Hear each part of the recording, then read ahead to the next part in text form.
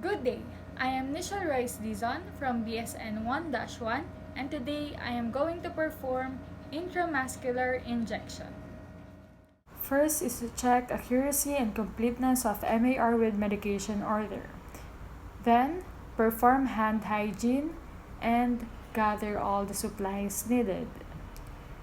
You will need cotton balls, alcohol pads, saline solution, kidney basin, and syringe.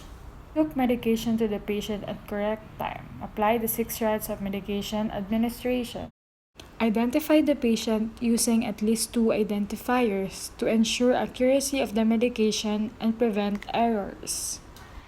Good morning, Mr. Alcantara. I am Michelle Reyes Dizon, your nurse for today. And could you state your name and your birthday? I'm Ernest Matthew Alcantara and I was born on November 23, 2001. Okay. Today we are going to have an intramuscular injection, and this is essential to your condition as it has a quick absorption rate and it is suitable to your medication. I will just inject a small portion of the medication in your upper arm, and this might feel a little bit stinging and burning sensation, but a breathing exercise could ease the pain. Do you have any questions with the injection? Explaining the rationale of the medication increases the patient's knowledge and reduces their anxiety. But before we start, close the door or pull the bedside curtains to provide patient privacy. Assess the patient for any contradictions for the medication, and the rationale for this is assessment is a prerequisite to the administration of medications. We are now going to prepare the medication. Put on non-sterile gloves because gloves help prevent exposure to contaminants.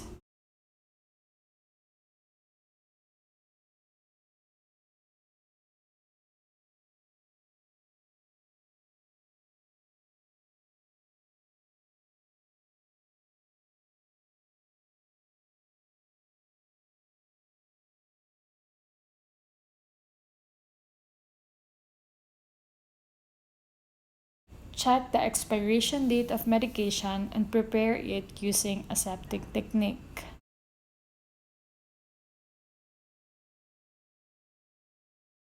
Remove the cover of the solution and clean the exposed top of the solution for 30 seconds.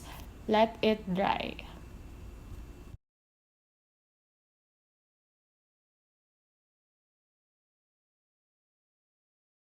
While waiting, prepare the syringe.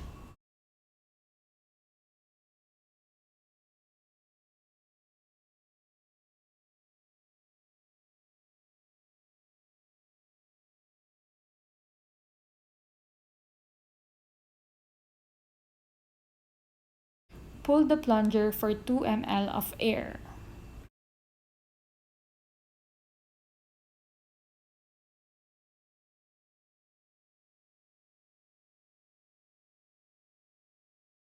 Inject the air.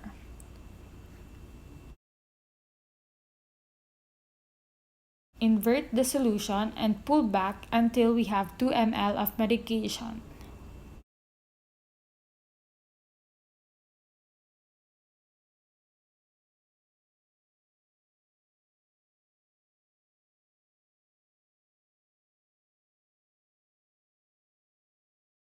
Remove the needle that we used to withdraw with the medication using the scooping method, and then apply a new needle to administer the medication to the patient.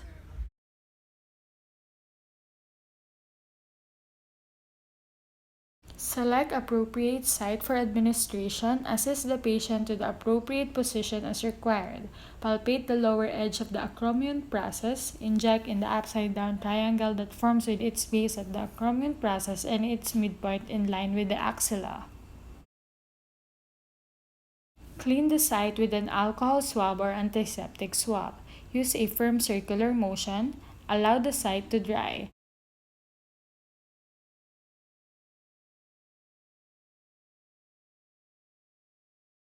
Held swab in non-dominant hand.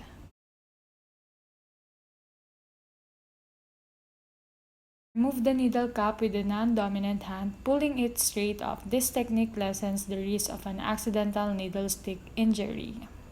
Use the Z-track technique. Hold the syringe in the dominant hand between the thumb and forefinger. Insert the needle at 90-degree angle. Inserting quickly causes less pain to the patient. After the needle is in place, release the tissue. Move your non-dominant hand to steady and lower the end of the needle. With your dominant hand, inject the medication at a rate of 10 seconds per ml. Avoid moving the syringe. Keeping the needle steady helps keep the needle in place. Withdraw the needle quickly and use a sterile gauze and apply gentle pressure at the site. Do not recap the needle. Apply safety shield and dispose in a sharps container. Dispose all of the supplies. Remove gloves and perform hand hygiene. Then, document procedure and findings according to agency policy. Evaluate patient response to medication. It is important to evaluate the therapeutic effect of the medication and assess for adverse effects.